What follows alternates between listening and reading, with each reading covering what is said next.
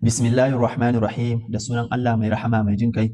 Wannan shine karatunmu na farko a cikin wannan littafi mai albarka, wato su'al wa jawabuhu fi aqidatit tauhid na Malam Abdul Aziz bin Muhammad Ash-Sha'lan.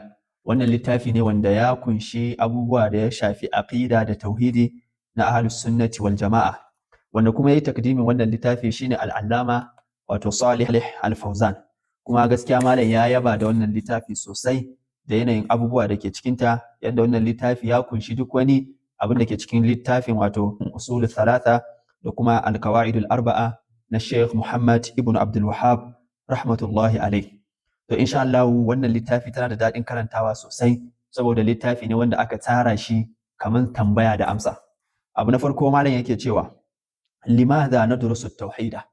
A matsayinka na musulmi ahlus sunna, idan aka tambaye ka me yasa muke karatun tauhidi, me yasa muke karatun aqida, me ya kamata ka ce? Jawab, amsa ita ce li'annahu aslul usul wa min ajlihi khalaqa Allahu al-jinna wal insa wa arsala Allahu ar-rusula wa anzala al-kutuba. Saboda shi tauhidi shine aslul usul. Idan aka ce aslul usul kuma ana nufin asalin addinin musulunci. Saboda addinin musulunci ana iya ce masa ash-shari'a ko usuluddin, ko ka ce masa menene, wato as-sunna da dai sauran sunaye. To wannan tauhidi shine aslul usul, shine asalin addinin musulunci, asali na asali kenan. Wanda kuma wa min ajlihi khalaqa Allahu al-jinna wal insa, saboda wannan tauhidin ne Allah ya halicci aljanna da mutane. Wa arsala Allahu ar-rusula, saboda wannan tauhidin ne Allah ya aiko da manzanni. Wa anzala al-kutuba, saboda wannan tauhidin ne Allah wato ya saukar da littattafai.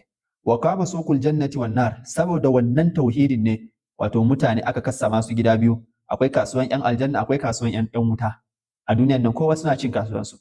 Yace wan qasaman nasu ila muslimina wa kuffar, saboda wannan tauhidin ne mutane sun kasu kashi biyu, akwai musulmai akwai kafirai. Qala Allah ta'ala, Allah madaukaki ya ce, wa ma khalaqtul jinna wal insa illa liya'budun, ban halicci aljanna mutane ba face dan su bauta mini. Je ka duba cikin suratul zariyat, wannan aya ta 56 ne. Ayan nan da Allah yake cewa bai halicce wato aljanni da mutane ba sai dan su bauta masa, ba kawai bauta sallah azumi randomly ba haka ake nufi ba. Ay yuwahidun, kaje ka duba tafsirin malamai, kadaita Allah tauhidi shi ake nufi da bauta masa.